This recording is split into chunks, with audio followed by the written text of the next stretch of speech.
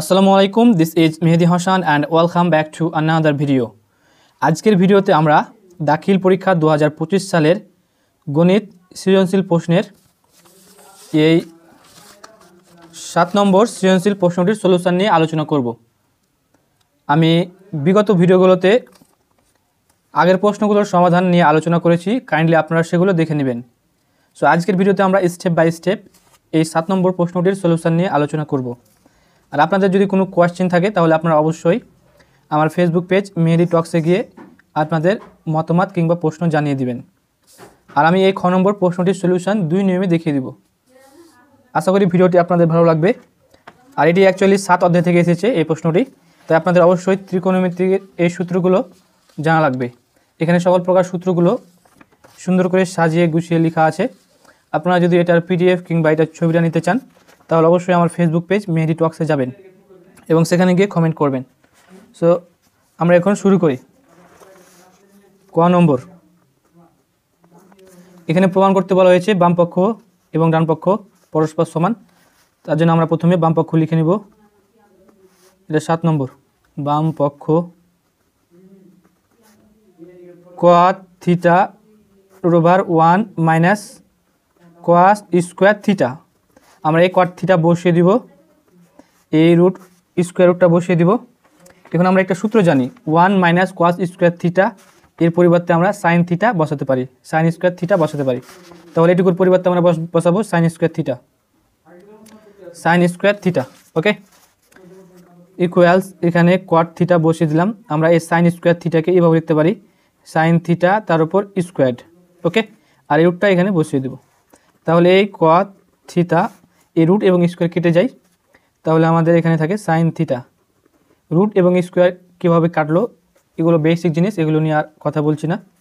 এখন আমরা আরেকটা সূত্র ব্যবহার করব, that is cot theta equals cos theta divided by sine theta, তাই না? তাহলে আমরা এখন কী করবো, cot থিটার পরিবর্তে cos theta divided by sine theta বসিয়ে দেব, সাইন থিটা।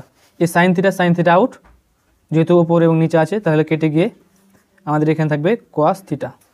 সো আমরা কি লিখে দেবো, আমরা প্রশ্নটি লক্ষ্য করি। আমাদের প্রশ্নে ডান পক্ষে কী আছে, cos থিটা, তাই না? আমি ভালো করে দেখিয়ে দিচ্ছি, এই cos থিটা, তার মানে বাম পক্ষের মান এবং ডান পক্ষের মান মিলে গেছে, তার মানে আমাদের এটা প্রমাণিত হয়ে গেছে। সো যেহেতু এটা ডান পক্ষের মান এর সমান, তার জন্য আমরা এখানে সুন্দর করে ডান পক্ষ লিখে দেবো, আর এক্সট্রাভাবে বের করবো না। এখন জাস্ট আমরা লাস্টে লিখে দেবো, অতএব cot theta √ 1 minus cos square theta equals cos theta প্রমাণিত। আশা করি বুঝতে পেরেছেন। এখন আমরা খ নম্বর প্রশ্নটির সলিউশন 2 নিয়মে দেখার চেষ্টা করব। খ নম্বরটা, ওকে, একটা হচ্ছে যে সূত্রের সাহায্যে, আর একটা হচ্ছে ত্রিভুজ ব্যবহার করে। আশা করি এগুলো আপনারা জানেন, বেসিক নিয়মগুলো। সো আমরা খ নম্বর দেখতে পাচ্ছি, উদ্দীপকের আলোকে দেখাও যে cos square a plus sec square a divided by cosec square a, এটা cosec স্কোয়ার, সরি ভুল হয়ে গেছে। তাহলে আবার পড়া যাক, cosec square a plus sec square a divided by cosec square a minus sec square a equals 2, অর্থাৎ এটুকুর মান 2, তাই প্রমাণ করা লাগবে এই উদ্দীপকের সাহায্যে। সো আমরা দেখতে পাচ্ছি এখানে অ্যাঙ্গেল কি আছে, এ, সব জায়গাতে এ আছে, আর এখানে অ্যাঙ্গেল কি আছে, কোণ এ। তার মানে এইটুকু থেকে আমাদের এটুকু প্রমাণ করা লাগবে, আর এটুকু আমাদের গ নম্বর ব্যবহৃত হবে, এটুকু গয়ের জন্য আর এই প্রথমটা ক্ষয়ের জন্য। সো খ আমাদের দেওয়া আছে, এটা লিখে নিব, দেওয়া আছে cot a ইকুয়ালস √3। এখন আমরা এখানে দেখতে পাচ্ছি সবগুলোতে কি আছে, স্কোয়ার আছে, তাই না? তার মানে আমরা এখন উভয় পক্ষ কী করবো, বর্গ করব। আমরা এই উদ্দীপক দেখব এবং মিলাবো। তাহলে কত হবে, cot a তার উপর স্কোয়ার করে দিলাম, √3 তার উপর স্কোয়ার। তাহলে কটের উপর স্কোয়ার করলে কত হবে, cot স্কোয়ার a, এখানে স্কোয়ার রুট কেটে গিয়ে 3 হয়ে যাবে, তাই না? এখন আমরা আরেকটা সূত্র করব। সূত্র কি জানি, cot theta equals cos theta divided by sine theta. তাহলে আমরা এখানে কী লিখবো, যেহেতু অ্যাঙ্গেল এ দেওয়া আছে তার মানে আমাদের এখানে এ দিতে হবে। তাহলে লিখতে পারি cos a divided by sine a, যেহেতু উপরে স্কোয়ার দেওয়া আছে তার মানে আমাদের এখানে স্কোয়ার হবে, এখানে স্কোয়ার হবে। তাহলে cot স্কোয়ার a এর পরিবর্তে cos square a divided by sine square a বসালাম এই 5 নম্বর সূত্রের মতো। এখানে আমাদের 3 হয়ে যাবে। এখন আমরা প্রমাণটা লক্ষ্য করি, প্রমাণে কি আছে, কোসেক আছে আর সেক আছে, তাই না? তার মানে এগুলোকে কোসেক এবং সেকে নিয়ে আসতে হবে। এখন আমরা আরেকটা সূত্র প্রয়োগ করব। আমরা কস এর একটা সূত্র জানি, cos theta equals 1/sec theta, তাই না? তাহলে আমরা এই কস এর পরিবর্তে লিখব, কস এ এর পরিবর্তে লিখব 1/sec এ। এই কস এ সূত্র মতে, 2 নম্বর সূত্র মতে কস এর পরিবর্তে 1/a, যেহেতু স্কোয়ার দেওয়া আছে তার মানে এখানে আমাদের স্কোয়ার হয়ে যাবে। এই সাইন 1 নম্বর সূত্র প্রয়োগ করব, sine theta equals 1/cosec theta. তাহলে এই জায়গাতে সাইন এর পরিবর্তে লিখব, সাইন এ এর পরিবর্তে লিখব 1/cosec এ, যেহেতু স্কোয়ার আছে এখানে তার মানে এখানে স্কোয়ার হয়ে যাবে। আশা করি বুঝতে পেরেছেন। আর এখানে 3 থেকে যাবে, তাহলে এটার পরিবর্তে বসালাম উপরেরটা, এটার পরিবর্তে বসালাম এই নিচেরটা। এখন জাস্ট ক্যালকুলেশনগুলো করব আর একটু। এটা হচ্ছে আমাদের কি মেন ভাগ, তাই না? তাহলে আমরা কি করতে পারি, মেন ভাগের উপরটা মানে লবটা বসিয়ে দেবো, 1/sec স্কোয়ারে, এটা হচ্ছে লব, এই ভাগটাকে আমরা গুণ করে দেবো, নিচেরটা হরটাকে উল্টে দেবো, তাহলে কোসেক স্কোয়ারে ডিভাইডেড বাই 1, জাস্ট উল্টে দিলাম, ইকুয়ালস 3। এই 1 এবং এই 1 কেটে যায়, তাহলে আমাদের কি থাকে উপরে থাকে কোসেক স্কোয়ারে সেক স্কোয়ারে ইকুয়ালস 3। ওকে, এখন আমরা প্রমাণটা লক্ষ্য করি। প্রমাণে কি বলা হয়েছে, কোসেক স্কোয়ারে, এখানে কি আছে কোসেক স্কোয়ারে, এখানে সেক স্কোয়ারে, এখানে সেক স্কোয়ারে, এখানে প্লাস এখানে মাইনাস, তার মানে একই আছে বাট উপরে প্লাস নিচে মাইনাস। তার মানে এরকম আনতে আমাদের কি করতে হবে, সিম্পলি আমরা জানি যোজন বিয়োজন করতে হবে, তাই না? এখন আমরা যোজন বিয়োজন করব। ওকে, আশা করি যোজন বিয়োজন সবাই জানেন। যোজন বিয়োজনে আমরা কি করি, আমরা জাস্ট এই লবটাকে বসিয়ে দিই, এটাকে বসিয়ে দেবো উপরে নিচে, অর্থাৎ এটাকে উপরে এবং নিচে বসিয়ে দিলাম, এটা দ্বারা একবার যোগ করব একবার বিয়োগ করব, তাহলে যোগ করলে এটা হবে আর বিয়োগ করলে তো এটা হবে।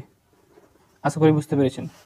এখন এখানে লক্ষ্য করা যাক, একইভাবে আমরা যেহেতু এটা ভগ্নাংশ আকার হয়ে আছে তার মানে আমরা সরাসরি এভাবে করলাম, এটা কিন্তু ভগ্নাংশ আকারে হয়ে নাই, তার জন্য আমরা এর নিচে মনে মনে 1 ধরবো। এর নিচে কী ধরবো আমরা, মনে মনে 1। তাহলে এই উপরেরটা এই উপরে বসিয়ে দেবো, নিচে এই হরটা দ্বারা একবার যোগ, হরটা দ্বারা একবার বিয়োগ। ওকে, এগুলো কাটিয়ে দিই, আর কয়েকটা লাইন তাহলে হয়ে যাবে। কোসেক স্কোয়ারে এটাকে বসিয়ে দেবো, সেম এজ আমরা বসিয়ে দেবো 3 আর 1 যোগ করলে হয় 4, 3 থেকে 1 বিয়োগ করলে হয় 2। এটা আমাদের শেষ লাইন। তাহলে cosec square A plus sec square A, cosec square A minus sec square এ, এই ভাগগুলো আমরা কি পাই 2। এইটা আমাদের কি করতে বলা হয়েছিল, দেখাতে বলা হয়েছিল, তাই না? সো আমরা এখানে লিখে দেবো, দেখানো হলো সিম্পলি, একেবারে ইজি। তাহলে আমরা লিখে দেবো এখানে দেখানো হলো, এটা হচ্ছে প্রথম নিয়ম, এটা জাস্ট সূত্র ব্যবহার করে করলাম। এখন জাস্ট আমরা ত্রিভুজ ব্যবহার করে অন্য একটা নিয়মে করবো। হ্যাঁ, ভেরি ভেরি ইজি। সো এটা বিকল্প নিয়ম, যারা ওইটা বুঝতে পারেননি আশা করি এটা বুঝতে পারবেন। বিকল্প নিয়ম, ওকে। সো আমরা এগেইন লিখে নিব, দেওয়া আছে,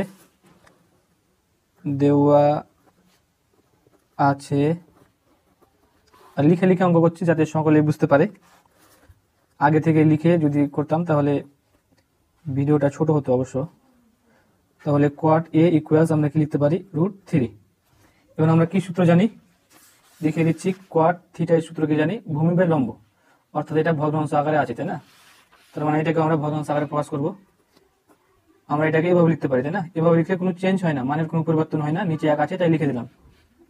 এখন আমরা লিখে দেব ভূমি বাই লম্ব, ভূমি বাই কি লম্ব। ওকে, তার মানে ভূমি হচ্ছে √3, লম্ব হচ্ছে 1। এখন আমরা একটা ত্রিভুজ আঁকবো সিম্পলি। এখানে যেহেতু অ্যাঙ্গেল এ দেওয়া আছে তার মানে আমরা এখানে এ দিব, তাহলে এটাকে লম্ব হিসেবে নিতে পারবো, তাই না? আর এখানে বি দিলাম, এখানে সি দিলাম। ওকে, এটা অ্যাঙ্গেল, তার মানে এটা বিপরীত হবে লম্ব, আর লম্ব এখানে কি আছে 1, সো এখানে 1 বসিয়ে দিলাম। আর এটা ভূমি √3, সো এখানে √3 বসিয়ে দিলাম। ওকে, তাহলে আমরা এখানে সমান সমান দিয়ে লিখতে পারি, ভূমি হচ্ছে এ বি, লম্ব হচ্ছে বিসি। আশা করি বুঝতে পেরেছেন। এখন জাস্ট আমরা এই মানটা বের করে নিব, অতিভুজটা পিথাগোরাসের সূত্র ব্যবহার করে। তাহলে এখানে লেখা যায় পিথাগোরাসের সূত্র ব্যবহার করে। আমরা পিথাগোরাসের সূত্র কি জানি? অতিভুজ স্কয়ার অর্থাৎ এসি স্কয়ার লম্ব স্কয়ার, লম্ব মানে বিসি স্কয়ার, প্লাস ভূমি স্কয়ার মানে এবি স্কয়ার। তাহলে অতিভুজ স্কয়ার সমান লম্ব স্কয়ার প্লাস ভূমি স্কয়ার। এসির মান তো আমরা বের করব, থেকে গেল। বিসির মান কত? বিসির মান হচ্ছে 1, তারপর হচ্ছে স্কয়ার। এবির মান হচ্ছে √3, তারপর হচ্ছে স্কয়ার। বা এসি স্কয়ার ইকুয়ালস 1 এর উপর স্কয়ার দিলে 1 আর রুট এবং স্কয়ার কেটে গিয়ে 3। এসি স্কয়ার ইকুয়ালস যোগ করলে আমরা পাই 4। এখন আমরা এসি মান বের করব, স্কয়ারটি পাশে এসে রুট হয়ে গেল। অতএব এসি ইকুয়ালস 2। আর এসি কি অ্যাকচুয়ালি এখানে অতিভুজ, তাহলে আমরা এখানে সুন্দর করে অতিভুজ লিখে দেব, অতিভুজ। তাহলে অতিভুজের মান পাইলাম 2 আর ভূমি হচ্ছে √3, লম্ব হচ্ছে 1। চাইলে আমরা এখানে লিখতে পারতাম, এখানে ভূমি সমান হচ্ছে এবি সমান হচ্ছে √3, লম্ব বিসি সমান হচ্ছে 1 লিখে দিলাম। আশা করি বুঝে গেছে। এখন আমরা লক্ষ্য করি, আমরা এখানে বাম পক্ষ এবং ডান পক্ষ আকারে প্রমাণ করব। প্রথমে আমরা বাম পক্ষের মানটা বের করে নিব। বাম পক্ষের মানটা বের হয়ে যাবে অর্থাৎ 2 এর সমান হয়ে যাবে, অর্থাৎ ডান পক্ষের সমান হয়ে যাবে। তার জন্য প্রথমে আমরা কোসেক এ সেক এর মান দুইটা বের করে নেব, তারপর বাম পক্ষের মানটা বের করব। তাহলে আমরা প্রথমে কিসের মান বের করব? কোসেক এ। এখানে লেখার চেষ্টা করি।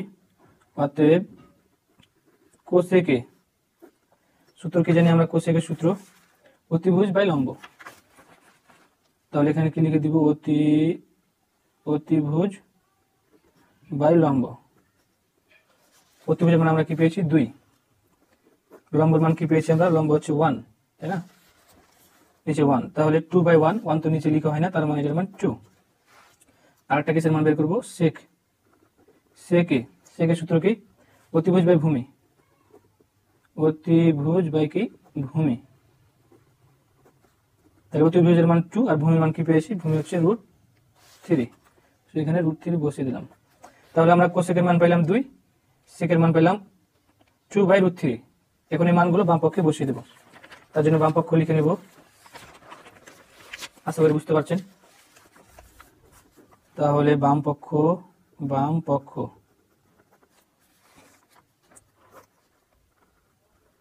Cosec square A plus sec square এ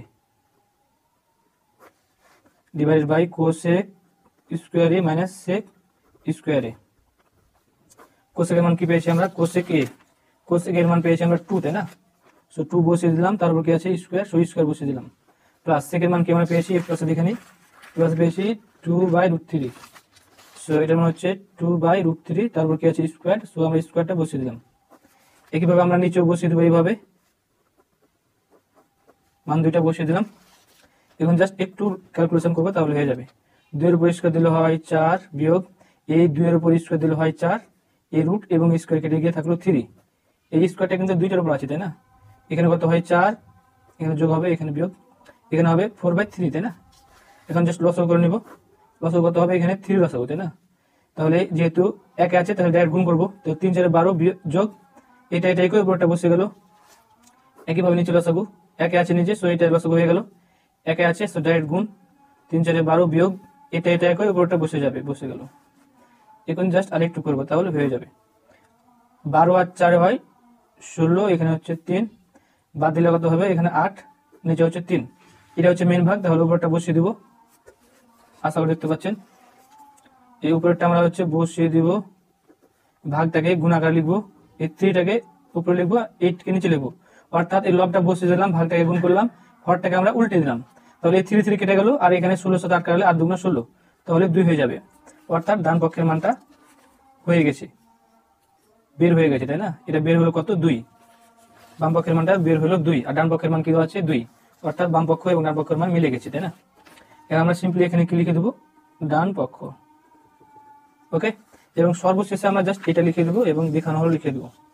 এটা লিখে দিই, অতএব cosec square A plus sec square A divided by cosec square A minus sec square A equal হচ্ছে 2 দেখানো হলো। আশা করি আপনারা বুঝতে পেরেছেন। এখন আমি এই গ নম্বর প্রশ্নটির সলিউশন ইন ডিটেলসে আলোচনা করব। বলা হয়েছে উদ্দীপকের আলোকে m ইকুয়ালস 1 এবং n ইকুয়ালস √3 হলে p ও q এর মান নির্ণয় করো যখন p q সূক্ষ্মকোণ। তাহলে আমরা বুঝতে পারছি এখানে m আছে এবং এখানে n আছে, তার মানে এই দুইটা থেকে আমাদের এটা বের করা লাগবে। তাহলে আমরা প্রথমে লিখে নিব গ নম্বর দেওয়া আছে m equals √3 cos p minus q এবং n equals 2 sin p plus q। ওকে, এখন আমাদের কি বলা হয়েছে, m সমান 1 বলেছে তাই না, m সমান m ইকুয়ালস 1 হলে আমরা পাই তাই না, আমরা পাই। তাহলে এই m এর জাতে জাস্ট 1 বসিয়ে দেবো তাই না। আমরা কি পাবো এখানে, m এর জাতে 1 বসিয়ে দিলে 1 সমান এটা পাবো তাই না। সো 1টা আমরা এইদিকে না লিখে এইদিকে লিখবো, তাহলে আমরা কি পাবো √2 cos p মাইনাস q। 1টা এই পাশে লিখলাম, জাস্ট 1টাকে এই পাশে লিখলাম এবং এটুকু এই পাশে লিখলাম। আশা করি বুঝে গেছে। বা আমরা এই cos p মাইনাস q বসিয়ে দেব, এটা গুণ হয়ে আছে, এটা এই পাশে এসে ভাগ হয়ে গেল। ওকে, বা cos p minus q equals এই পাশে কি আছে cos, তাহলে এই পাশে কি বসাতে হবে cos। এখন cos কতর মান 1/√2, cos কতর মান, cos 45 ডিগ্রি মান 1/√2 তাই না, দেখতে পাচ্ছেন। তাহলে আমরা এখানে কি বসাবো cos 45 ডিগ্রি। এখন cos cos আউট হয়ে গেল, তাহলে p মাইনাস q ইকুয়ালস কি পেলাম আমরা 45 ডিগ্রি। ওকে, সেটাকে আমরা 1 নম্বর সমীকরণ দিলাম। আশা করি বুঝে গেছে। এখন আমরা পরের অংশটুকু করার চেষ্টা করি। আবার কি বলা হয়েছে, n সমান কত √3, n ইকুয়ালস √3 হলে আমরা পাই। তাহলে এই জাস্ট n এর জায়গাতে আমরা কি বসাবো √3 তাই না।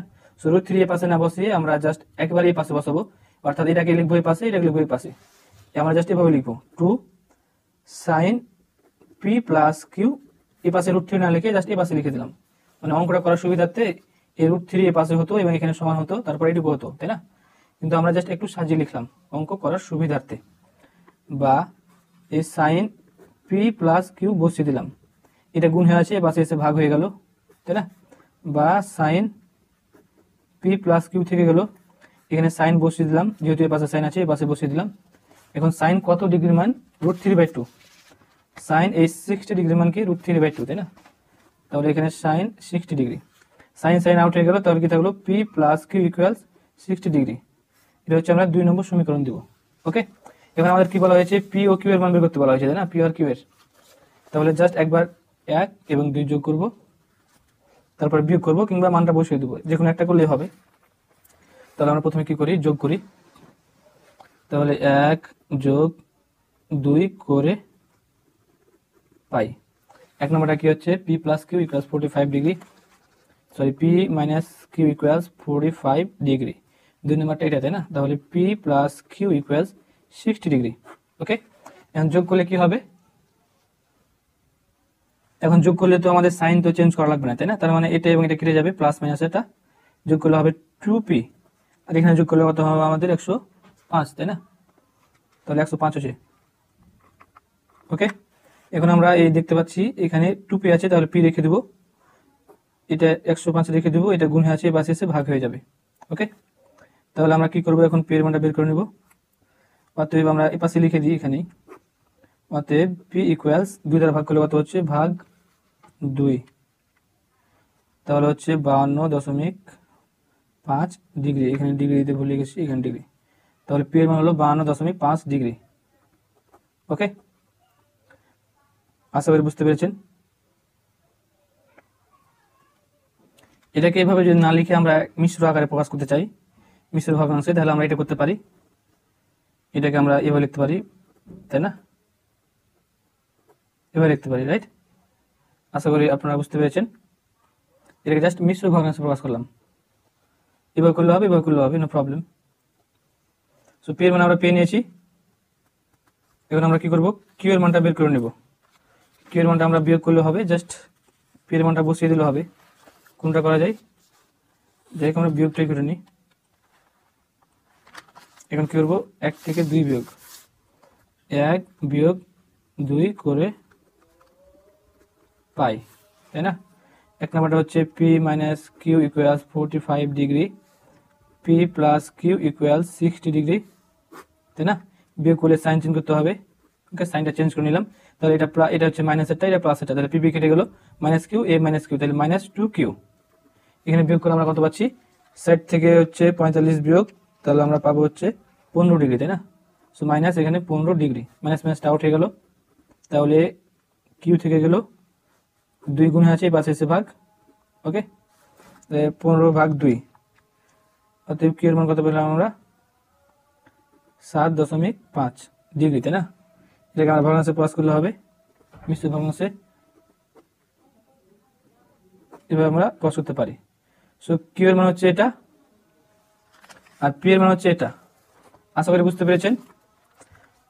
আর এখানে আপনাদের কোনো ডাউট যদি থাকে তাহলে অবশ্যই কমেন্ট বক্সে জানিয়ে দিবেন, আমি আবার ভিডিও বানানোর চেষ্টা করবো। সো দেখা হবে পরবর্তী ভিডিওতে, সেই পর্যন্ত ভালো থাকবেন, সুস্থ থাকবেন, আল্লাহ হাফেজ।